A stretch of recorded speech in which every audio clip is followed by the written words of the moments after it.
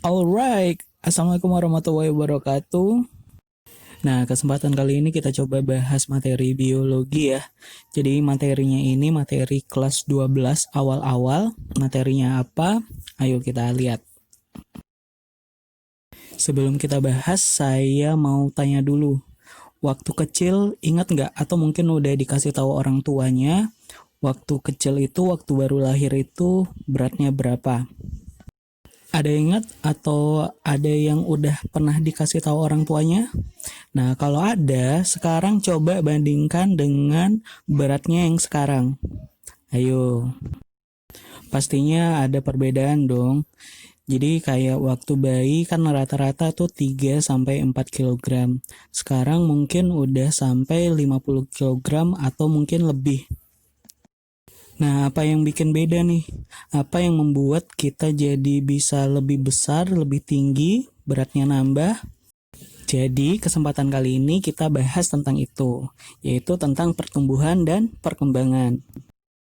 Konsep pertumbuhan dan perkembangan ini dibahas di kelas 12 awal-awal sekali, bab paling pertama, yang mana di sini kita bahas pertumbuhan dan perkembangan pada tumbuhan dan juga hewan, ya termasuk juga manusia. Tapi memang lebih banyak kita bahas tentang pertumbuhan dan perkembangan pada tumbuhan. Oke, sebenarnya pertumbuhan dan perkembangan itu sama nggak sih? Langsung saja ya. Jadi yang pertama kita bahas yaitu definisi dan cirinya. Definisi dan ciri pertumbuhan dan perkembangan. Oke, kita masuk ke definisi dulu. Jadi kalau misalnya kita ngomongin definisi, pertumbuhan itu adalah proses pertambahan ukuran. Sedangkan kalau perkembangan itu proses menuju kedewasaan.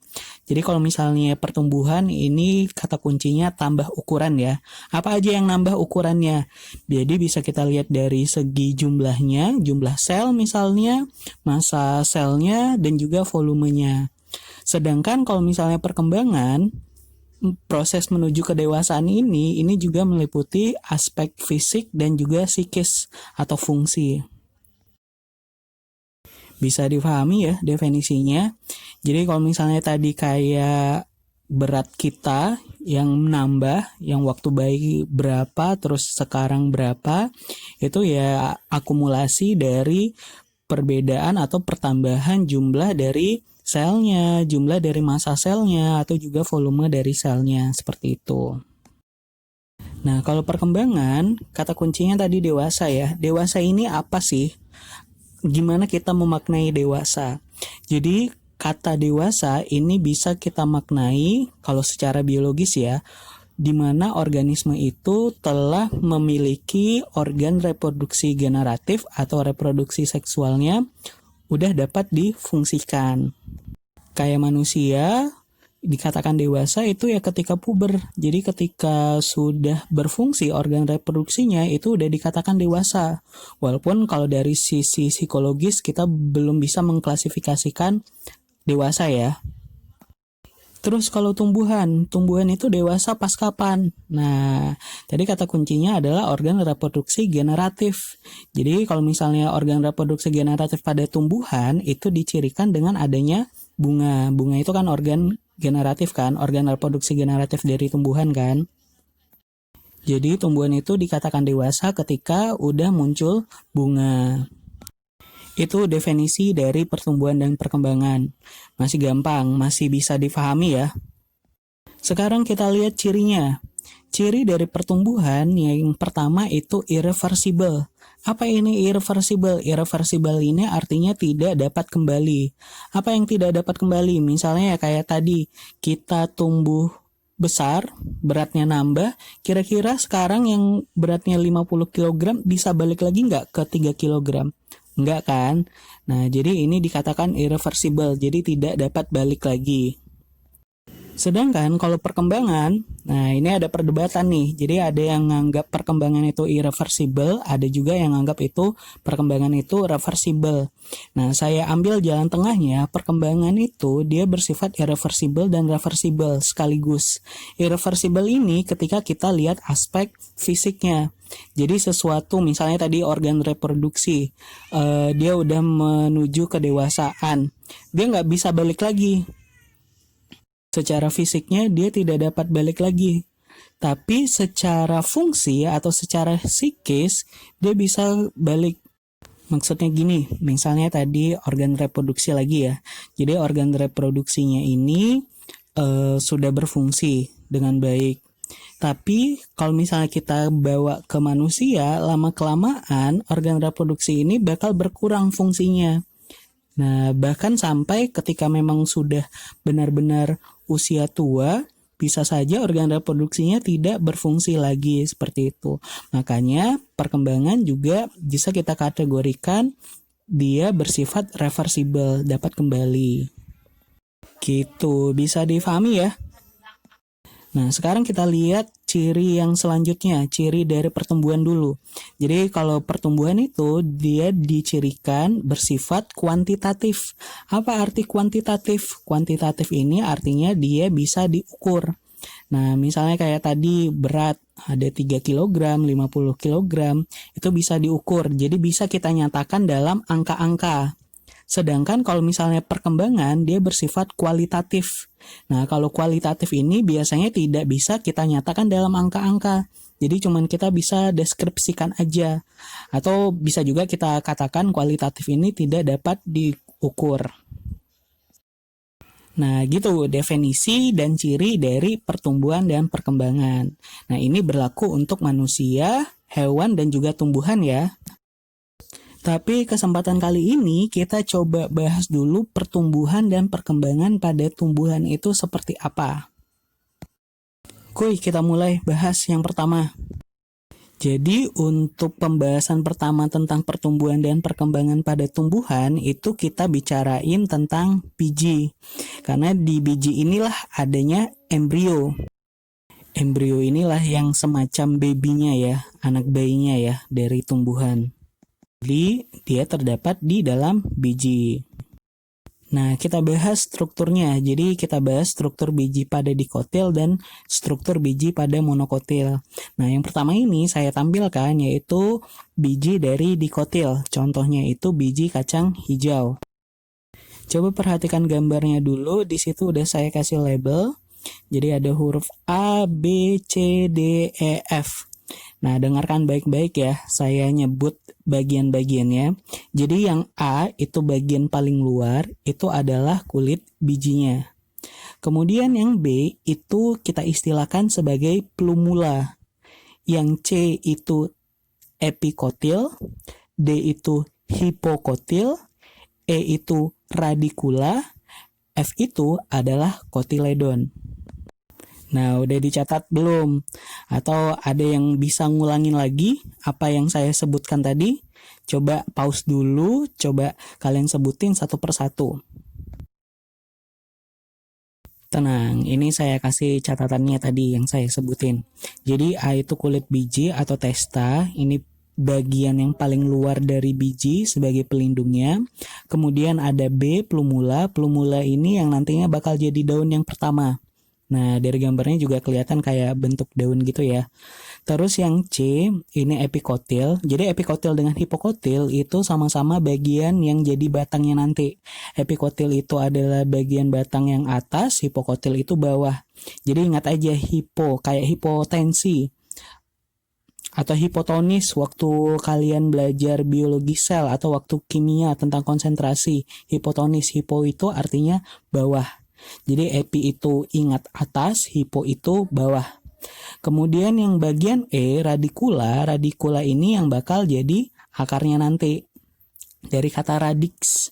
Kemudian yang F, kotiledon. Nah, kotiledon inilah yang nantinya menyimpan cadangan makanan. Jadi embrio pada biji ini dia mendapatkan makanan untuk pertumbuhan dan perkembangannya atau dalam perkecambahannya nanti itu berasal dari kotiledon. Karena di situ terdapat zat-zat untuk pertumbuhan. Nah, dapat digunakan untuk menghasilkan energi. Makanya juga kita baik mengkonsumsi biji karena di situ terdapat karbohidrat, terdapat lemak, dan juga terdapat protein. Itu ya bagian-bagiannya, jadi coba diingat-ingat lagi bagian-bagiannya. Kita lanjutkan, lihat ke struktur biji dari monokotil. Kita ambil contohnya itu dari biji jagung. Nah, kalau misalnya kita lihat ini kayaknya lebih banyak ya bagian-bagiannya dibandingkan tadi yang dikotil. Nah, kenapa berbeda? Nah, kita lihat. Jadi, yang A itu sama, masih sama, bagian yang paling luar itu adalah kulit biji. Yang B itu plumulanya, C itu epikotil, D itu hipokotil, E itu radikulanya, kemudian yang F itu kotiledon. Nah, tapi kotiledon pada monokotil ini ada nama kerennya lagi. Nama kerennya itu scutellum. Jadi kotiledon pada monokotil itu disebut dengan scutellum. Itu yang F. Kemudian yang G itu endosperma atau cadangan makanannya. Kemudian ada H, coleoptil, sedangkan yang I itu ada coleorhiza. Oke? Coba pause lagi, coba catat, coba sebutin satu persatu yang udah saya sebutin. Tentunya tetap saya kasih catatannya dong. Oke, mungkin sekalian kita bahas ya. Untuk yang A sampai yang E nggak perlu saya ulangi lagi pembahasannya karena sama aja tadi dengan biji dikotil fungsi-fungsinya. Sedangkan yang berbeda itu dari dikotil itu ada F kotiledon, itu kita sebut juga dengan scutellum. Jadi berbeda dengan dikotil. Sedangkan yang G itu ada endosperma. Nah, endosperma ini sebagai cadangan makanannya. Loh, tadi dikotil cadangan makanannya di kotiledon. Nah, sekarang ini ada kotiledon, ada cadangan makanan tersendiri. Nah, jadi ya memang seperti itu kalau misalnya di monokotil. Jadi cadangan makanannya itu terutama di endosperma, kotiledon itu dia berfungsi untuk menyerap cadangan makanannya itu dari endosperma.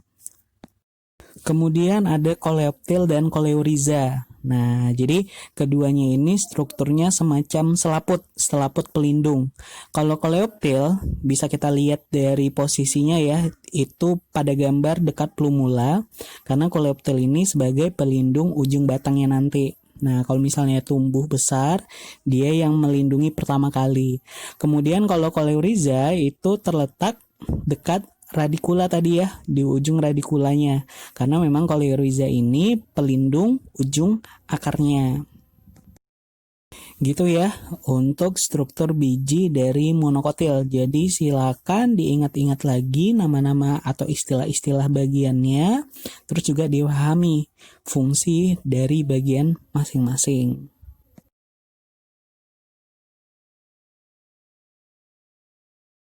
Move on dari struktur biji, kita masuk ke prosesnya, proses tumbuhnya. Udah mulai masuk ke proses tumbuhnya, yaitu proses tumbuh dan berkembang pertama kali pada tumbuhan, itu kita sebut dengan perkecambahan.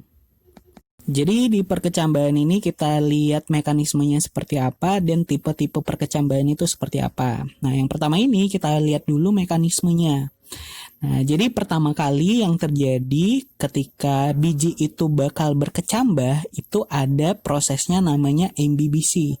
Imbibisi ini adalah masuknya air dalam biji. Jadi ketika lingkungan tidak menguntungkan, misalnya yang nggak ada air, biji itu dia tidak aktif atau kita sebut dengan dormansi. Nah, nanti ketika airnya tercukupi atau terpenuhi, ada air di lingkungannya, nanti masuk airnya melalui proses imbibisi, nah si bijinya tadi mulai aktif lagi.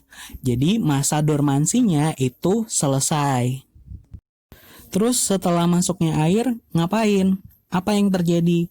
Nah, ketika air masuk ke biji, hormon yang ada pada biji, yaitu hormon giberelin, itu dikeluarkan sama embrio. Hormon giberelin inilah, atau hormon GA kita singkatnya, yang memulai atau yang mengaktifasi dari proses-proses metabolisme di dalam biji. Jadi saat hormon giberelin aktif, ini dia memberi sinyal kepada bagian aleuron. Aleuron itu di bagian dekat kulit bijinya ya. Kulit biji, lapisan dekat kulit biji, aleuron. Nah, di mana di sini di aleuron ini dibentuklah beberapa enzim. Nah, disinilah terjadi sintesis enzim, yang mana nanti enzimnya bakal dikeluarkan untuk melakukan proses metabolisme. Enzimnya apa aja? Ada beberapa contoh yang utama. Jadi ada enzim amilase yang berfungsi untuk mengubah amilum menjadi glukosa. Kemudian ada enzim protease yang mana di sini dia bisa merubah protein menjadi asam amino.